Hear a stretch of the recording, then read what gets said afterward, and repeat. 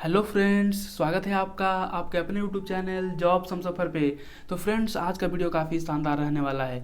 आज चर्चा करेंगे बीपीएससी इंटरव्यू से रिलेटेड इंटरव्यू नंबर 3 के बारे में। जी हाँ फ्रेंड्स, और ये इंटरव्यू जो लिया गया है श्री गुप्ता सर बोर्ड के द्वारा लिया गया है।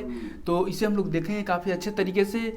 और मैं आपको बता दूं कि मैंने ऑलरेडी इंटरव्यू 1 जिसमें मैंने शक्ति सावंत सर के बोर्ड के प्रश्न कराया है, और इंटरव्यू नंबर 2 जिसमें मैंने नौशाद यूसुफ सर के बोर्ड के प्रश्न कराए हैं। तो चलिए आज स्टार्ट करते हैं श्री गुप्ता सर बोर्ड के महत्वपूर्ण प्रश्न। इससे पहले एक छोटी सी रिक्वेस्ट, यदि आप मेरे चैनल पर नए हैं तो इस चैनल को सब्सक्राइब कर लीजिए, इस वीडियो को लाइक कीजिए, अपने दोस्तों के साथ शेयर कर दीजिए। तो फ्रेंड्स, जैसा कि आप लोग पीडीएफ की लगातार मांग कर रहे थे, तो मैं आपको बता दूं कि पीडीएफ का लिंक मैं डिस्क्रिप्शन बॉक्स में आपको दिलवा दूंगा। तो ये जो पीडीएफ है फ्रेंड्स, इसमें कुल 16 पेजेज हैं। 16 पेजेज में एक पेजेज में अप्रॉक्स 3 से 4 इंटरव्यू हैं, यानी आप कुल मिलाकर कह सकते हो कि अप्रॉक्स 64 इंटरव्यू के आसपास, यानी मोर देन 60 इंटरव्यू आपको आराम से यहाँ पे मिल जाएंगे। और हर इंटरव्यू में लगभग 10 प्रश्न होते हैं, तो 600 प्रश्न आपका यहाँ से आराम से कवर हो जाएगा इंटरव्यू का।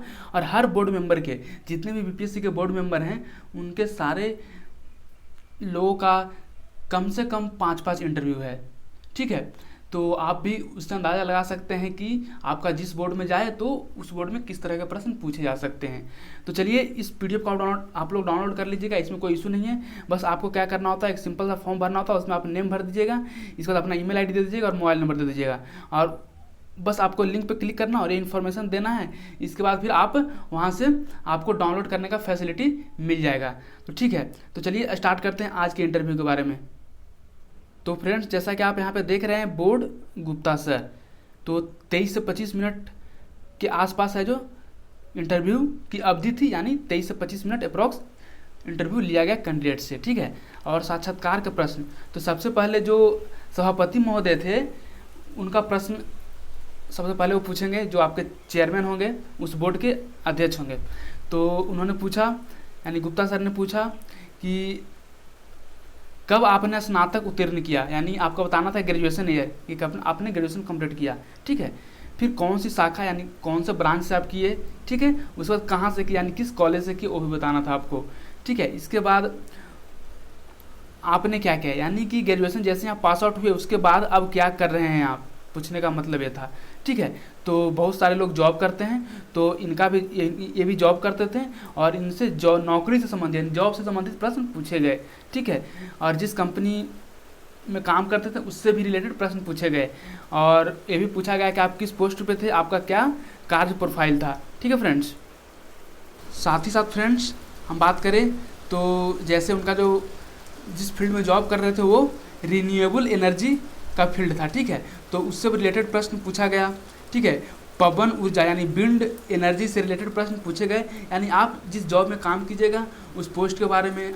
ठीक है, साथ ही साथ वो कंपनी के बारे में आपको अच्छे से जानकारी कलेक्ट कर लेनी है, और उससे रिलेटेड सारा इन्फॉर्मेशन आपको पता होना चाहिए। ठीक है, और इसके बाद फ्रेंड्स और बात करें तो फिर चेयरमैन साहब हैं जो भौतिकी से प्रश्न पूछे, यानी पहले तो आपको जॉब से पूछा जाएगा प्रश्न यदि जॉब करते हैं तो। ठीक है, सेकंड में आपका पूछा जाएगा, वो पूछा जाएगा आपका ग्रेजुएशन आप किस सब्जेक्ट से किए हैं उससे रिलेटेड प्रश्न, तो वो भौतिकी से ग्रेजुएशन किए थे तो भौतिकी से रिलेटेड प्रश्न पूछे गए। ठीक है, जैसे कि बैलगाड़ी के पहिए के कार्य के सिद्धांत के नियम, तो कैसे बैलगाड़ी के पहिए चलते हैं वो पूछा गया। इसके बाद फ्रेंड्स कुछ उनका वैकल्पिक विषय था उससे रिलेटेड प्रश्न पूछे गए, यानी जॉब्स से रिलेटेड प्रश्न। इसके साथ ही साथ आपका ग्रेजुएशन सब्जेक्ट से और ऑप्शनल से, तीनों से प्रश्न आपको ये पूछे ही पूछे जाएंगे, इससे आपको याद करके जाना है सारे कुछ को। ठीक है, इसके बाद फ्रेंड्स ये देखिए उन्हीं के ऑप्शनल से रिलेटेड प्रश्न है, योग्यतम की उत्तरजीविता। ठीक है, इसके बारे में पूछे उन्होंने, और उन्होंने पूछा है क्या नौकरशाह में भी यह सच है। तो खैर ये टेक्निकल चीज़ हो गई, जो इस ऑप्शनल के होंगे वही जानते होंगे। ठीक ना, इसके बाद मैं बस आपको एक ओवरव्यू देता हूँ कि इस तरह के प्रश्न पूछे जाते हैं, यही पैटर्न होती हैं। ठीक है, अब देखिए फिर से अध्यक्ष महोदय पूछते हैं कि बिहार में अभी जनजातियां हैं, यानी जो शेड्यूल ट्राइब अभी हैं। ठीक है, तो बिल्कुल बिहार में शेड्यूल ट्राइब है, लगभग इनका जो प्रतिशत है वह 1.2% के आसपास है। ठीक है, तो यहाँ पे जनसंख्या प्रतिशत भी पूछे अगला बार में, तो आपको जनसंख्या प्रतिशत बताना था। और कौन बेहतर सामाजिक स्थिति में है, एससी या एसटी, आपको बताना था कि एससी मतलब कि ज़्यादा समाज उनका सामाजिक स्थिति सोशल बैकग्राउंड अच्छा है या फिर एसटी का। तो फ्रेंड्स मैं बता दूं कि ये आंसर को आपको क्लियरली नहीं बोलना था कि एससी अच्छे हैं या फिर एसटी ज़्यादा अच्छे हैं। आपको सीधे बोलना चाहिए था कि कई जगह पर आपको एससी ज़्यादा डोमिनेंट मिलते हैं तो कई जगह पर एसटी ज़्यादा डोमिनेंट मिलते हैं। जैसे बात की जाए राजस्थान में, तो राजस्थान में एक शेड्यूल ट्राइब है मीना, उनका परसेंटेज हर जगह जॉब्स में काफ़ी अच्छी है और उनकी सामाजिक स्थिति काफ़ी अच्छी हो गई है। भले ही वो एसटी है लेकिन एससी से भी उनकी है जो सामाजिक स्थिति अच्छी हो गई, लेकिन कई जगह पे एससी है उनका सामाजिक स्थिति अच्छा है। तो ये दोनों क्या था, इंटर रिलेटेड था, ठीक है। इसमें कोई एक उत्तर नहीं होना चाहिए, ठीक है। इसके बाद भारत में एससी की जनसंख्या, तो भारत में जो एससी की जनसंख्या फ्रेंड्स वो 8.6% है, ठीक है। तो ये डाटा भी आपको ध्यान में रखना है। फिर से दूसरा सदस्य पूछते हैं, ठीक है। इतना तो पूछे कौन, तो चेयरमैन साहब इतना पूछे। इसके बाद दूसरा सदस्य पूछते हैं कि उपराष्ट्रपति के बारे में और उनके कर्तव्यों के बारे में। यानी देखिए उपराष्ट्रपति की पद की बात की जाए फ्रेंड्स तो आर्टिकल 63 में इसकी व्यवस्था की गई है, ठीक है।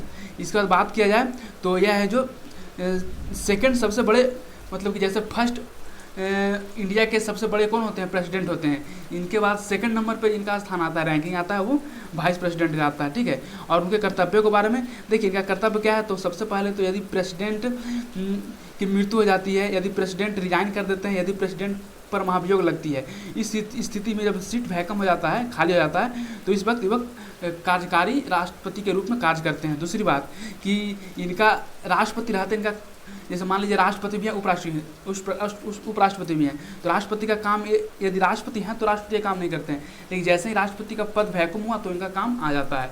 और अदरवाइज इनका काम होता है कि ये राज्यसभा के स्पीकर होते हैं और उनका सैलरी भी इसी रूप में मिलता है कि वो राज्यसभा के स्पीकर हैं, ठीक है। और उनकी स्थिति के बारे में बताना था। और यहाँ पे इलेक्शन में भाग कौन लेते हैं, जो यहाँ पे था, ठीक है। तो उनके इलेक्शन में लोकसभा और राज्यसभा भाग लेती है, ठीक है फ्रेंड्स। यहाँ पे कोई लेजिस्लेटिव असेंबली यानी विधानसभा भाग यहाँ पे नहीं लेती है, जिस तरह से राष्ट्रपति के चुनाव में विधानसभा भाग लेती है।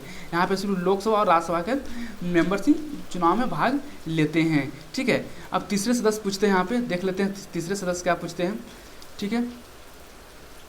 तो फ्रेंड्स तीसरे सदस्य जो पूछते हैं वो पूछते हैं कि चंद्रयान 2 के बारे में बताइए। देखिए फ्रेंड्स चंद्रयान 2 है जो लॉन्च किया गया था चंद्रयान 1 के सक्सेसफुल लॉन्च होने के बाद। जिस तरह से चंद्रयान 1 में भारत पहली बार है जो चंद्रमा के ऑर्बिट में अपना एक सैटेलाइट भेजा था, तो इस बार चंद्रयान 2 में बात ये थी कि इस बार चंद्रमा के ऑर्बिट में तो एक सैटेलाइट भेजना ही भेजना है, इसके साथ साथ एक लैंडर और रोवर। लैंडर के माध्यम से चंद्रमा पर उतरेगा और रोवर है जो चंद्रमा पर चलेगा और वहाँ से वहाँ की मिट्टी के बारे में पता चलेगा, ठीक है। और भी पता चलेगा कि क्या वहाँ पे वाटर वगैरह है या नहीं, क्या वहाँ पे लाइफ पॉसिबल हो सकती है नहीं। इन सारी चीज़ों को रोवर यहाँ पे चीज़ों को अन्वेषण करता, एक्सप्लोरेशन करता, खोज करता, ठीक है। और इसकी प्रासंगिकता और आवश्यकता, देखिए प्रासंगिकता की बात की जाए फ्रेंड्स तो वास्तविक बात ये है कि चंद्रयान 2 तो कम्प्लीटली फेलवर नहीं लेकिन पार्शियल फेलवर हो गया, आंशिक रूप से तो फेल ही हो गया है, ठीक है। और इसकी आवश्यकता कई मायनों में है।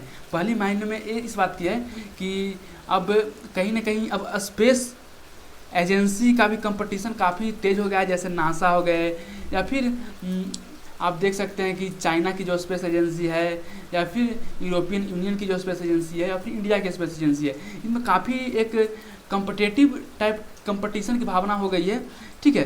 तो अब आवश्यकता तो इस तरह के प्रोजेक्ट पे है ही, तभी तो इनकी प्रासंगिकता और बढ़ेगी, ठीक है। और जो भारत के जो साइंटिस्ट है उनका जो गेस्चर है ठीक है, वो काफ़ी ऊपर उठेगी, ठीक है ना।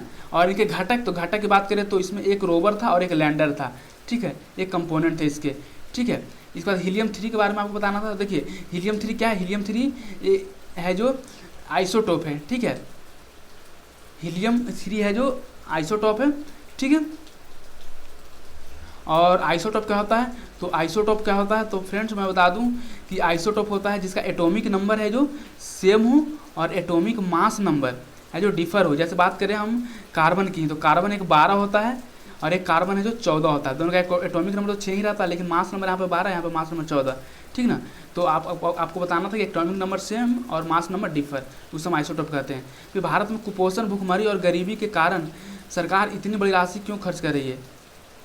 भारत में कुपोषण, भुखमरी और गरीबी के कारण सर देखिए इस तरह की चीज़ों पर सरकार कुपोषण, भुखमरी, गरीबी पे इस चलते सरकार खर्च कर रही है, क्योंकि भारत का हमेशा ये लॉजिक रहा है समावेशी विकास का। यानी भारत चाहता है कि भारत का विकास तभी होगा जब भारत के हर धर्म के लोग का विकास हो, हर जाति के लोग का विकास हो, हर क्षेत्र के लोग का विकास हो, तभी भारत का विकास संभव है। इसके लिए है जो भारत कई तरह की जो सोशियो इकोनॉमिक स्कीम्स हैं वो चलाती हैं, ठीक है। इसके बाद न्यूटन के गुरुत्वाकर्षण के नियम बताना था। देखिए न्यूटन के गुरुत्वाकर्षण के नियम है F=G m1m2/r²।